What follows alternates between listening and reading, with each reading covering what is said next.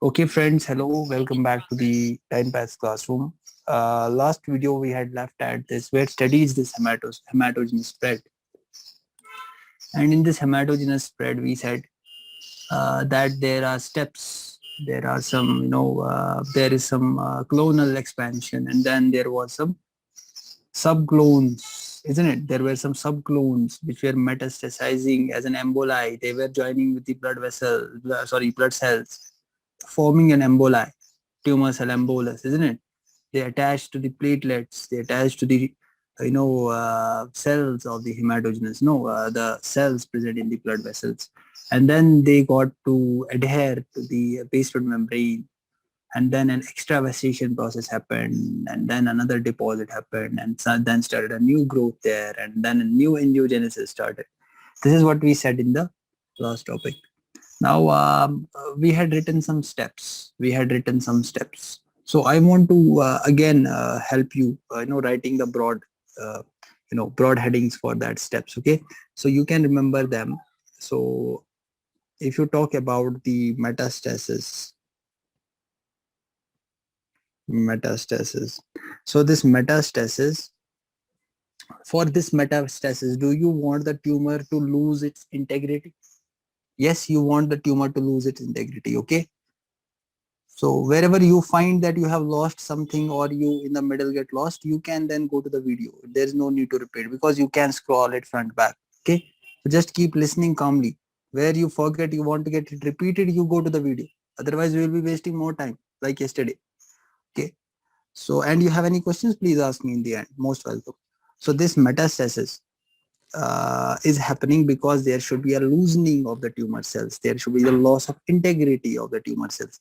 That means, can I say there should be, in the first video, I said a term that is called EMT. What is EMT? Epithelial mesenchymal transition. Epithelial mesenchymal transition. What is the meaning of this EMT? EMT. Can anyone of you tell me who is doing EMT? Who does EMT?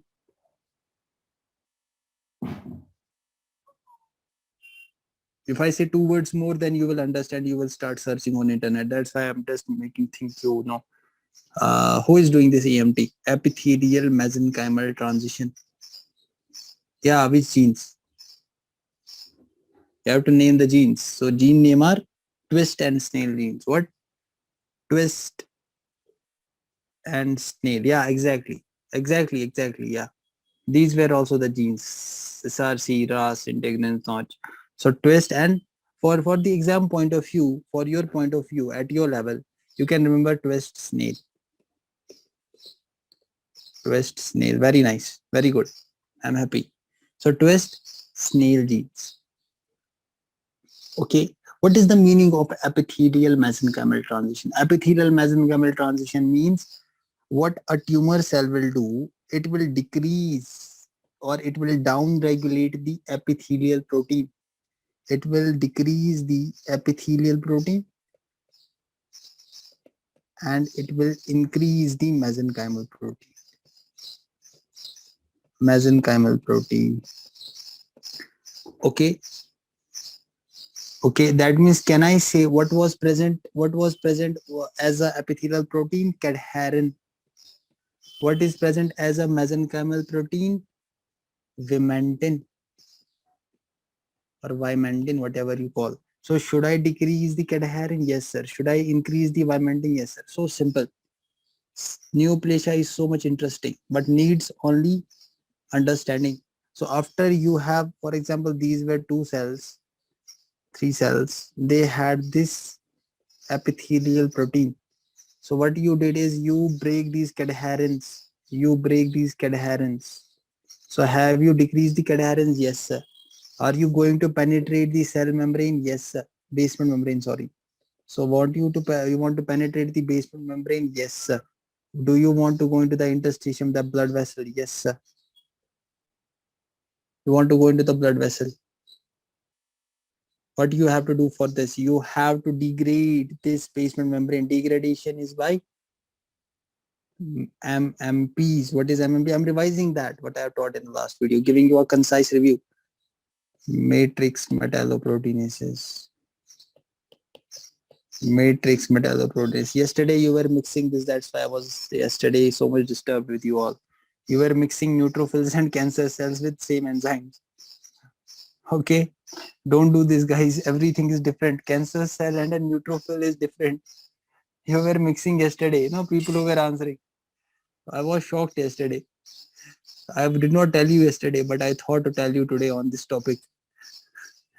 Okay, so matrix metalloproteinases. So what is the function? Destroy this matrix. Destroy this matrix. Very nice. We have destroyed the matrix. Now, will you bind to this ECM? Yes, sir. We will bind to the ECM components. What were the ECM components, guys? Who can tell me? What were the ECM components? What proteins make the ECM components? I've taught you guys.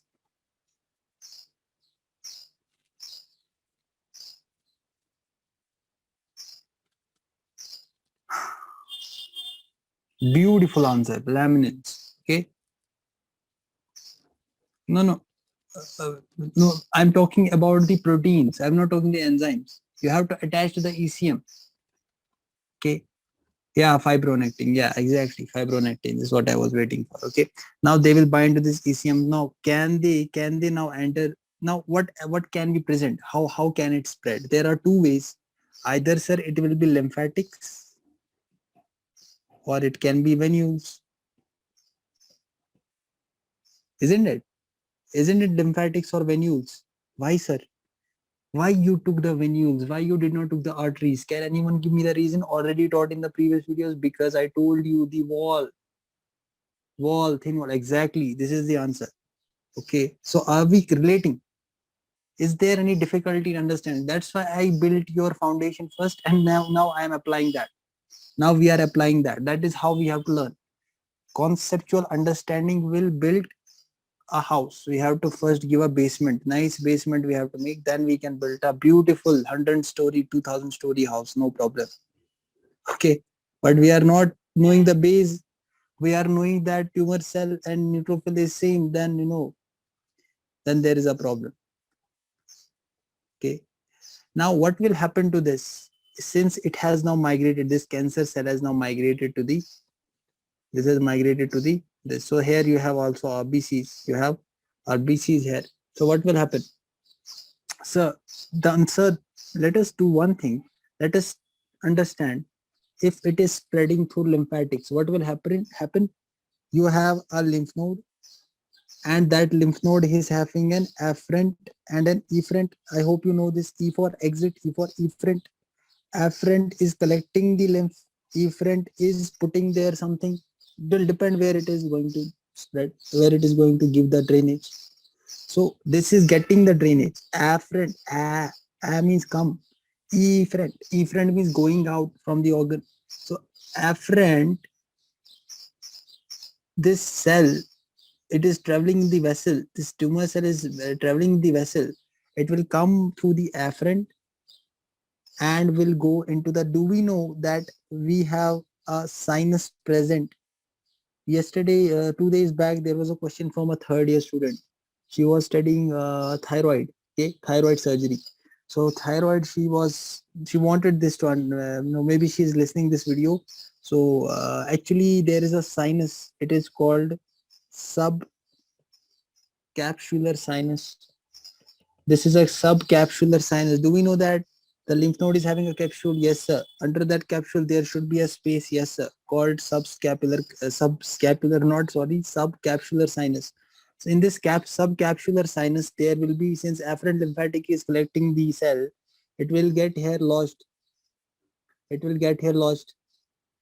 Okay. So if it was a first lymph node, then I will say this is a sentinel lymph node, which is collecting. Okay. And I told you lymphatic spread is mostly followed by dash carcinomas. Carcinomas allow lymphatic spread.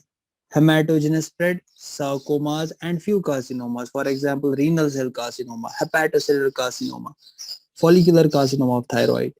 No, they should be on the tip of your tongue. So those carcinomas are spreading through the hematogeneity. Okay. Now, if it spreads to the vein, now it spreads to the venules or vein.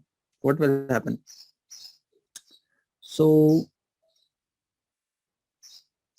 it will go to the capillaries, definitely. If I make that drainage system, it will go to the capillaries, post venous capillaries, isn't it? Post venous capillaries. And do you think that they will get lodged into the lungs? Because every drainage which is coming, the lungs have a low pressure, isn't it? There is pooling of blood also. Yesterday I taught you.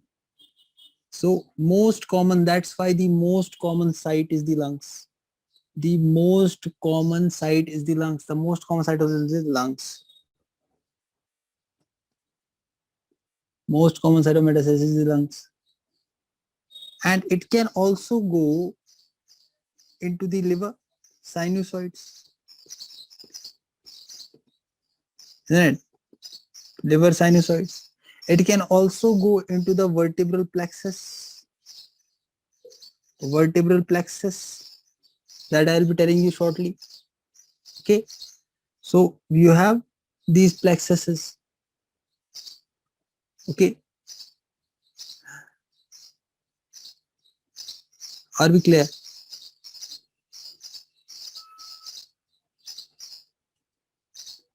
Are we clear, friends? Now that means these lungs, why this metastasis? That means there should be some factors responsible.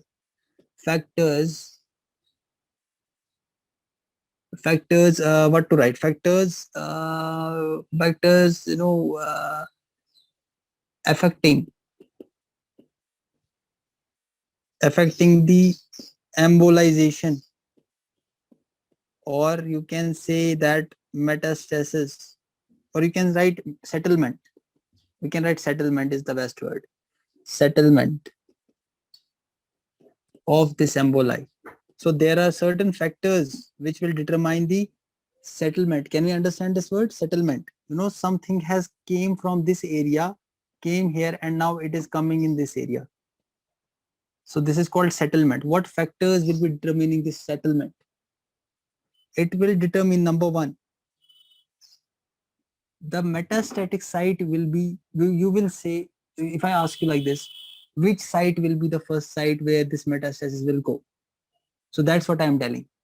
So to tell the answer for this, the first metastatic site where it is going to be getting the metastasis is if wherever this tumor cell is encountering the first capillary bed, wherever this tumor cell encounters the first capillary bed, the first capillary bed which comes, which it encounters will be the first metastatic, will be the metastatic site. It's not a strict rule, but just these are some factors which can be thought. Okay, so first capillary bed it encounters, first capillary bed it encounters. Fine. Now, do we know that in the vertebral column we have a plexus? If I draw a vertebra, we have a plexus, a venous plexus near it. That is called Bateson's plexus. I will be telling you more about this in the breast. Okay. So Bateson's plexus.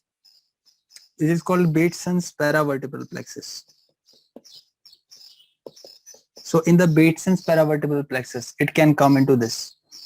Okay. It can come into the Bateson's paravertebral plexus. Okay. Now I give you another example. This is the second factor. Okay. Third factor can be, for example, this is site A, this is site B. Okay, this is site C, this is site D. This site A released a tumor cell. This is the cell. Here is a full mass of, think it is a primary site of cancer. It is the primary benign site. It has turned malignant, for example. And this malignant will be releasing some chemokines, some chemicals, chemokines. Chemokines have, every chemical is released so that it can go to a receptor, and think that a specific site is having that receptor. So if chemokine was like A, this C is having like this the receptor same. So this same chemokine will go to this site only C, not to B, not to D, because they don't have the receptors for these chemokines. This will also determine the metastasis. Are we able to understand? This will also determine the site where the metastasis is going to happen. Okay, are we clear? You also, there can be another factor which I can think. This B is producing, it is making itself more, what word can we use? More attractive. Okay, it's making itself more attractive. And for example, this is putting some attractants on it. This is putting some chemo attractant. Think like a chemo attractant. Okay, this is putting some chemo attractant. What will happen is the cell will try to move to this site only because you are putting like attractant. You are putting an attractant at the site. Are we clear? Chemoattractants. Okay, so chemoattractants being produced by chemo oh, chemoattractants being produced by this. Okay, chemoattractant, so that the cell can come here and metastasize. Okay.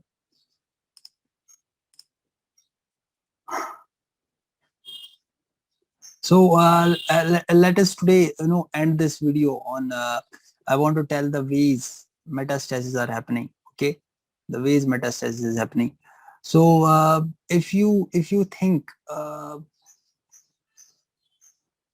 if metastasis will happen to the liver, what will be the pathogenetic changes? What will be the gross you can see? You can see if liver, if there is metastasis to liver. Okay, you should read the Robbins book. He has a very nicely he has written everything. So basically my favorite book. So metastasis to liver, you will be seeing some multiple nodules. I will show the pictures in the end. Multiple nodules will be seen. Okay, these nodules will have two areas. Please don't forget this. These nodules will have two areas. One is called umbilicated area. Umbilicated area. Another is called stellate shaped borders.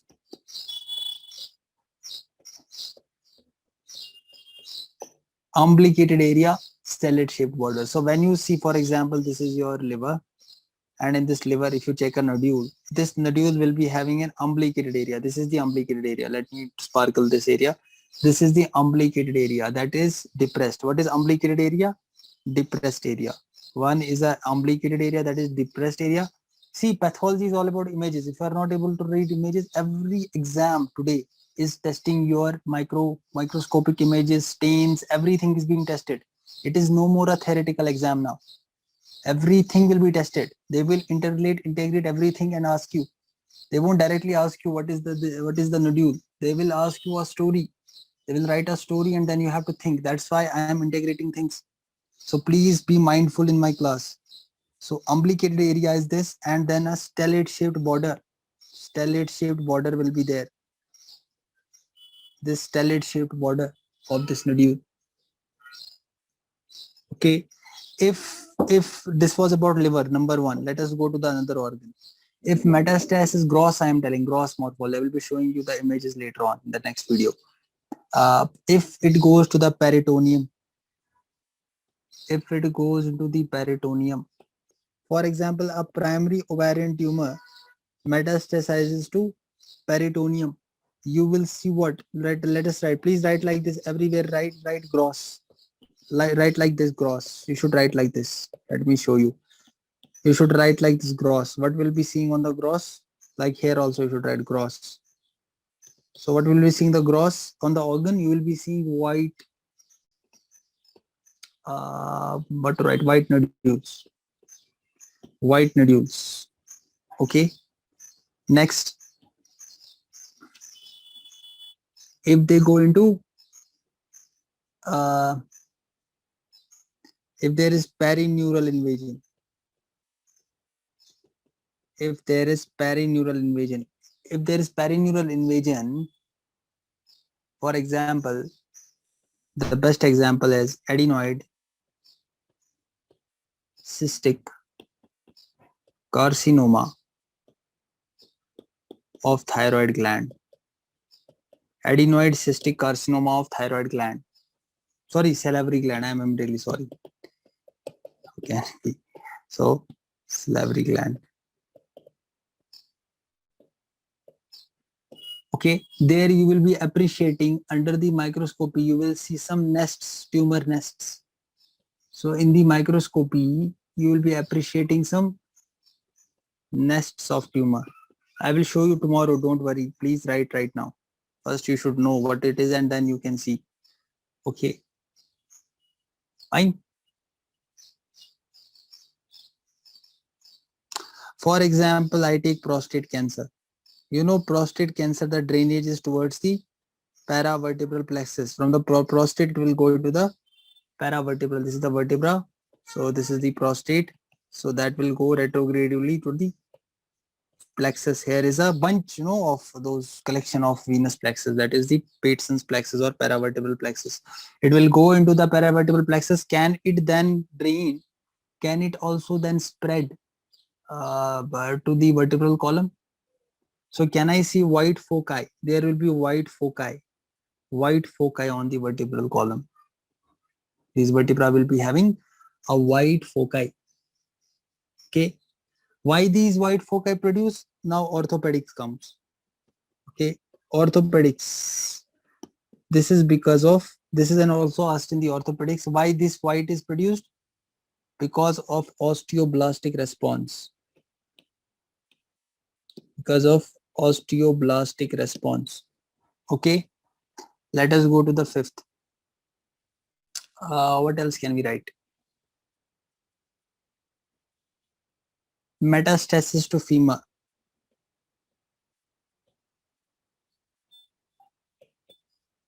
Okay. Metastasis to femur, if I take, you will be appreciating some multiple osteolytic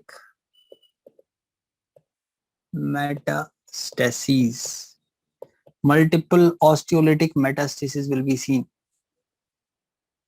Okay.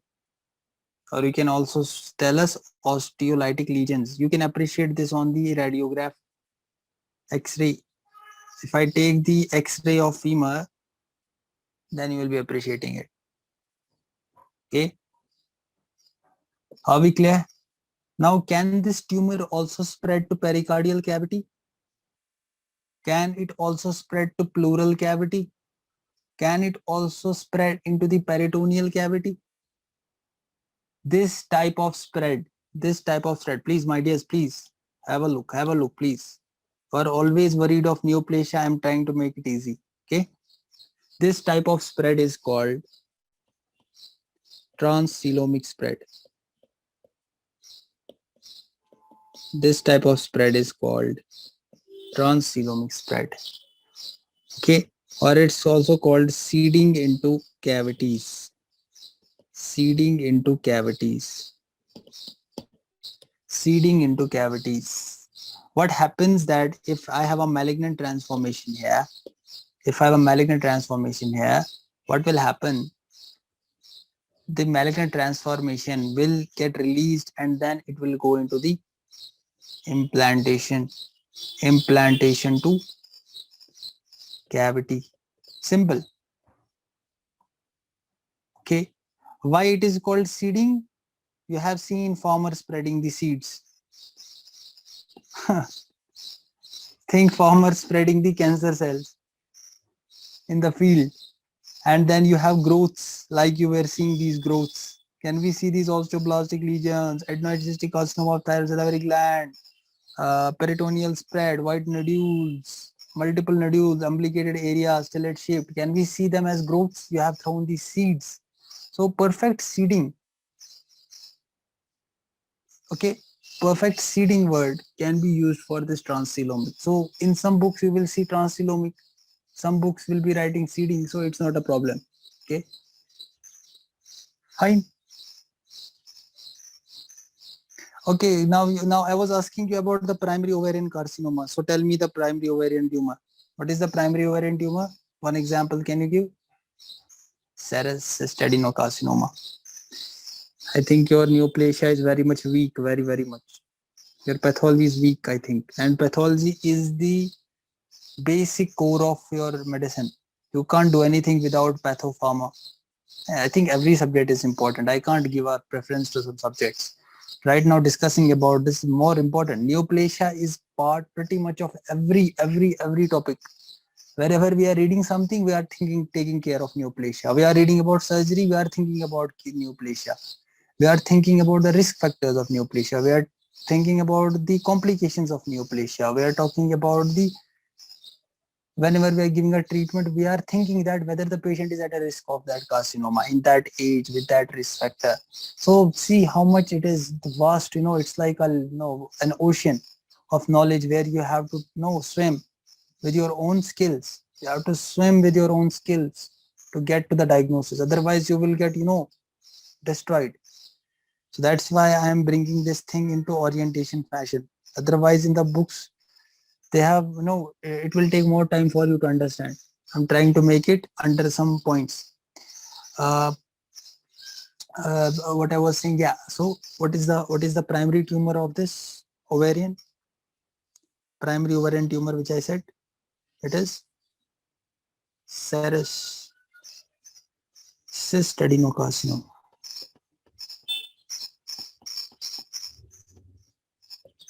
Serous cyst adenocarcinoma. Okay, and they are mostly going to your peritoneal cavity. For example, your omentum. Okay. Fine. Now I make a diagram for you. Let me make a lung for you. That will become more easy. It is the favorite diagram where whenever I teach, every teacher starts with this diagram. If I take a lung, big lung for you, okay, and this is your trachea. This is your trachea. These are the tracheal rings. I hope you know this. These are the tracheal rings. Please understand. Please understand. There is no difficulty in understanding. These are the tracheal rings. Okay. Now I produce a tumor here. I produce a tumor here. I produce a tumor. You know that your lung is covered by a dash pleura. So that pleura is visceral pleura and another pleura is parietal pleura. Parietal pleura. Parietal pleura, guys. Parietal pleura. I think I have gone into trachea, isn't it? But just keep it like this, okay? Let me make it more correct. Otherwise, you will be.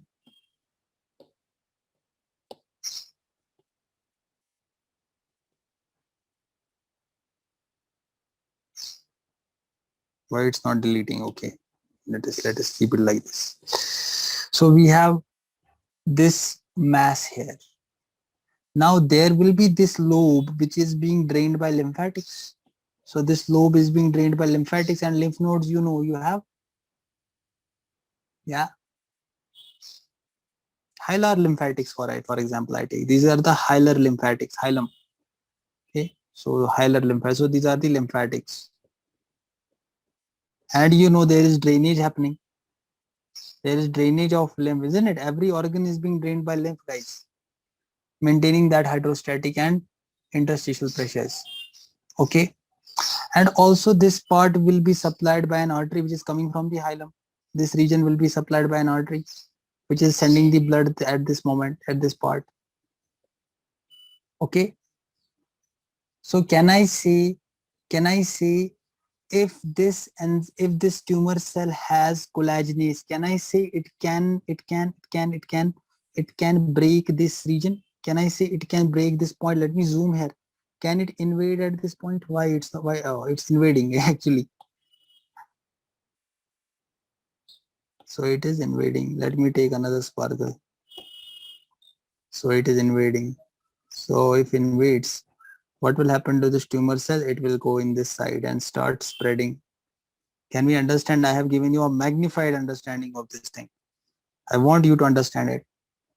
So is it metastasizing in this area? Can I say there is a pleural cavity spread?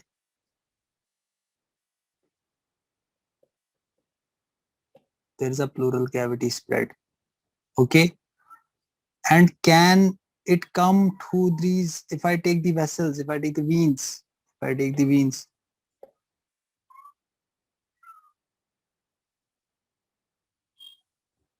and it comes through the veins, for example, can it spread hematogenously? Can it spread hematogenously, guys? Exactly. So what we are seeing is, we are seeing invasion of a tumor,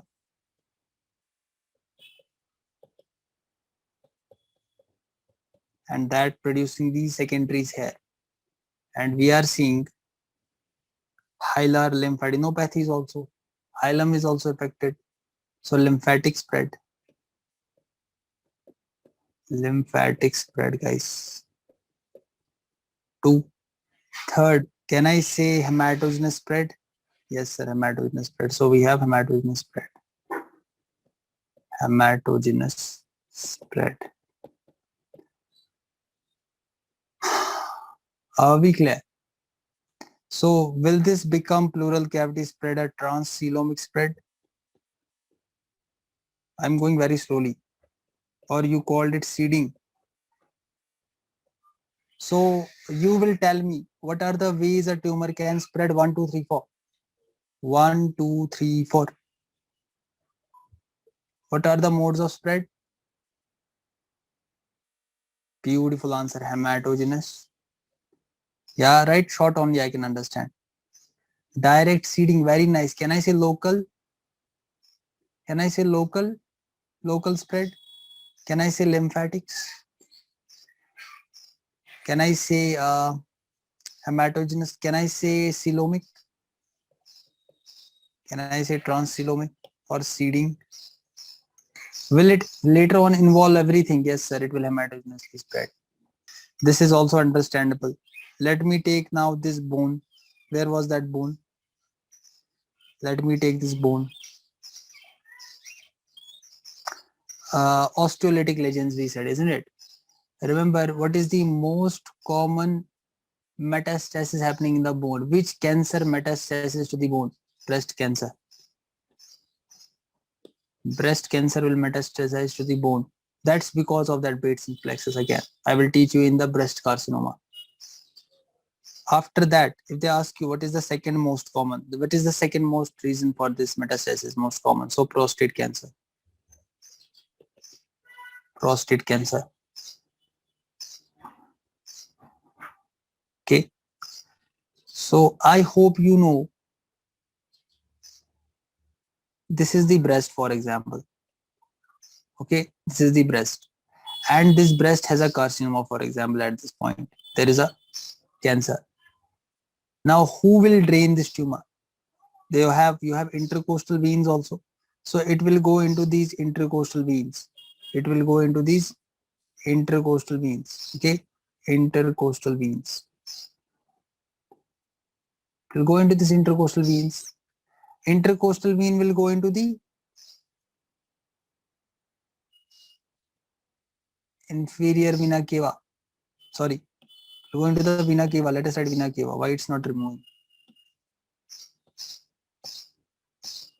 Okay, it will go into the vena cava. It will go into the vena cava.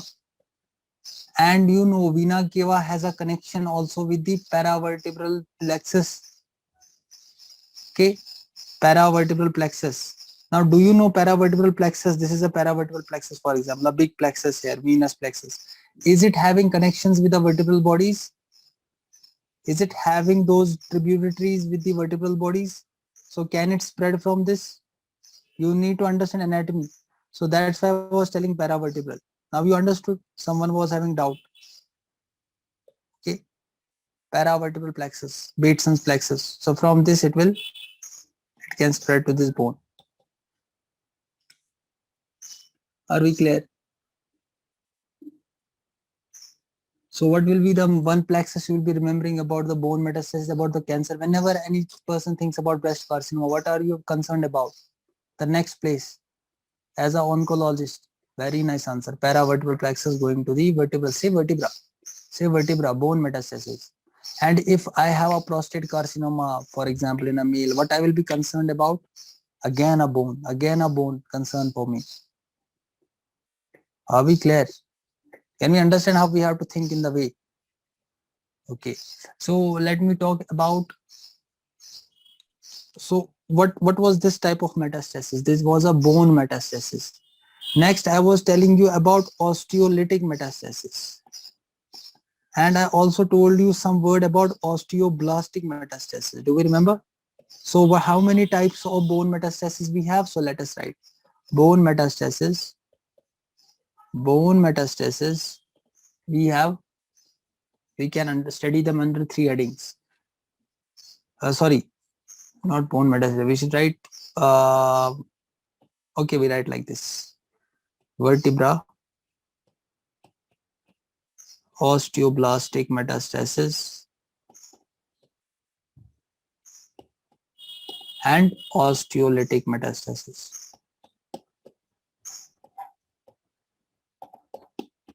Osteoblastic metastasis, osteolytic metastasis. Hey, this we have finished. Let us talk something about osteoblastic. Osteoblastic metastasis means you have a tumor which is secreting some chemicals that is telling the osteoblasts to produce a bone formation. This concept is called reactive proliferation. There will be reactive proliferation of cells, reactive new bone formation. Reactive new bone formation. Okay. For example, they will ask you what is the most common carcinoma producing osteoblastic metastasis? Dash.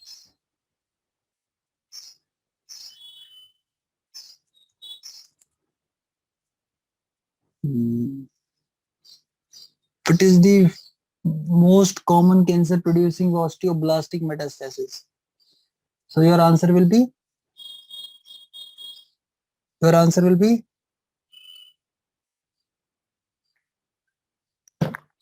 Fast guys, don't sleep. Your answer will be prostate. That's where I want you to understand. So now listen, you have written breast. Exactly. You have written breast. I want to make it like this. The most common cancer metastasizing to bone will be breast cancer. And the second most will be prostate. But if I ask you, which is the most common cancer producing osteoblastic metastasis, it is a difference of earth and sky, isn't it? You know, in the Desi language they say. So prostate cancer will come. So prostate cancer will produce osteoblastic regions. And then second most will become breast. That's where you get confused in the objective exam. Osteolytic. So by the way, what will be happening? What you will see in the blood, you will see an increased level of ALP, alkaline phosphatase. Why, sir, increased level of alkaline phosphatase? Because these cells, you are producing new cells, they will be needing this enzyme. So they consume this enzyme. So if you want to make a bone, they will use this enzyme, alkaline phosphatase. That's why that's the best test that I can check in the blood. ALP will rise. ALP will rise. Are we clear? Okay. So you can take other diagnostic methods. The best will be that radiographs. Okay, fine. Now let us talk about osteolytic metastasis. Osteolytic metastasis means, okay, tell me one thing. What is the nature on the X-ray? I don't think you have read the radiology. So let me tell you, in the X-ray, you will be appreciating radio densities. But in osteolytic metastasis, you will be appreciating radiolucencies.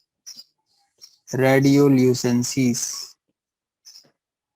You will be seeing radiolucencies, guys. Okay. Charger is a problem here. Just a second. I want to connect the charger. What has happened? It's not responding to the charger.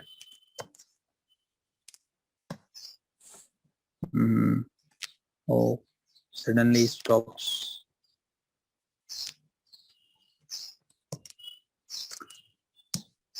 Okay, now it's charging. So radiolucencies will be appreciating on osteolytic lesions. So these osteolytic lesions are seen, we are seeing them as a radiolucencies. Osteolytic lesions have been seen. What is osteolytic lesions? You are doing some, showing some, I will be showing you tomorrow in the X-ray. So you will be seeing some, a blackish in the white bone, blackish things I will be teaching you tomorrow. Okay. So what will happen, what is happening that if a cancer cell is coming to a bone, it is basically eating the bone. It is eating the bone at this moment. So you are seeing those lucencies. It is why it is pretty because of prostaglandin E2, because of interleukins. What happens that when these cancer cells are producing these interleukins, they will activate, plus please write like this, osteoclasts. And osteoclasts are macrophages. They will destroy them. They will destroy these bones. Which cancers produce osteolytic metastasis? That is a very nice question which should be remembered. Renal cell carcinoma, lung carcinoma, breast cancer too. So these will be producing examples, which will be producing osteolytic lesions. So if it is destroying this bone, can I say in the diagnostic blood I will be seeing hypercalcemia? Can I see hypercalcemia? Can I see fractures because it is breaking the bone? Continuity is getting lost. But this will only happen if it's not because of one dot. If it's more towards that, if it's more severe, if it's more grave, then it will happen.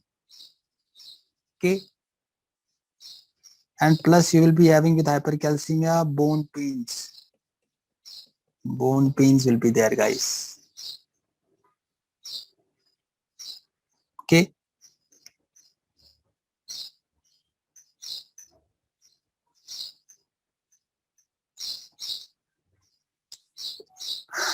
Do we have any doubt, guys?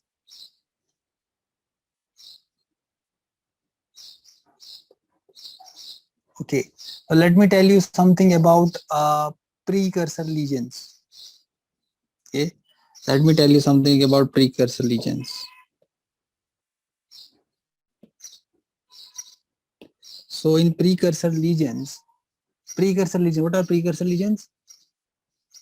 Means you are changing the structure of a cell. This cell is changing its structure, and this becomes a risk for cancer. This cell was normal like this, but it has now become abnormal. Osteolytic renal cell carcinoma, RCC. Renal cell carcinoma, guys, where I have to explain this example. Lung carcinoma, lung cancer. Breast cancer. These are the examples of osteolytic metastasis. Okay, now clear?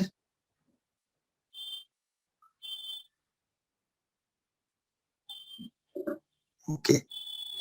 Precursor lesions are risk for cancer. So these precursor lesions can be with inflammation. These lesions will be present along with inflammation. These will be present without inflammation.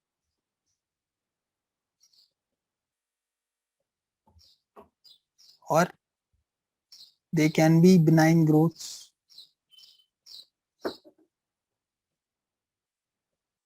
Having malignant transformation already.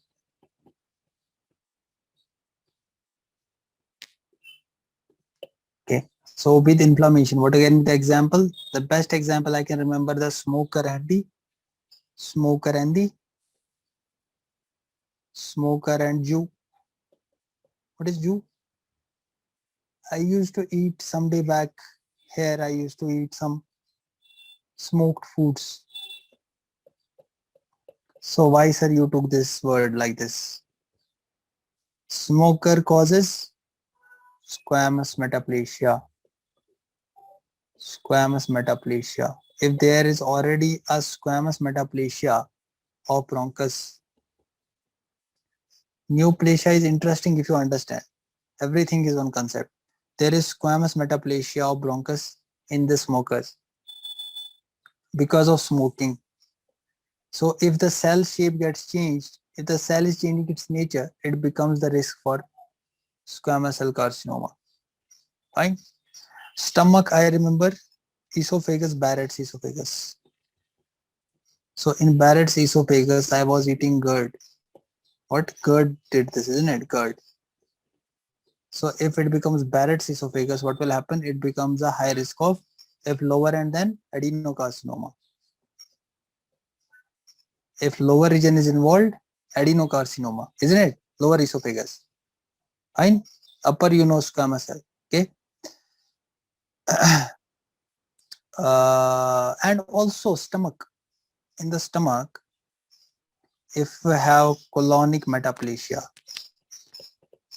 I have already explained everything. You know, it's here just we're writing.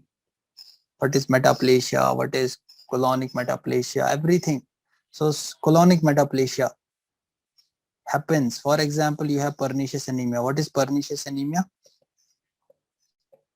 The first word which should come on your tongue is autoimmune condition. It's an autoimmune condition. Pernicious anemia is an autoimmune condition. So what will happen? These antibodies are destroying the gastric cells. Antibodies come, autoantibodies, and destroy them. So with destruction, I told you, more regeneration, more repair, more regeneration, more repair, finally will lead to colonic metaplasia. Will lead to colonic metaplasia. And this colonic metaplasia becomes the precursor lesion. Becomes the precursor lesion. Now there is a benign tumor with, what was the third we write? Yeah. Benign tumor having malignant transformation. So the best example is colonic villus adenoma. Colonic villus adenoma.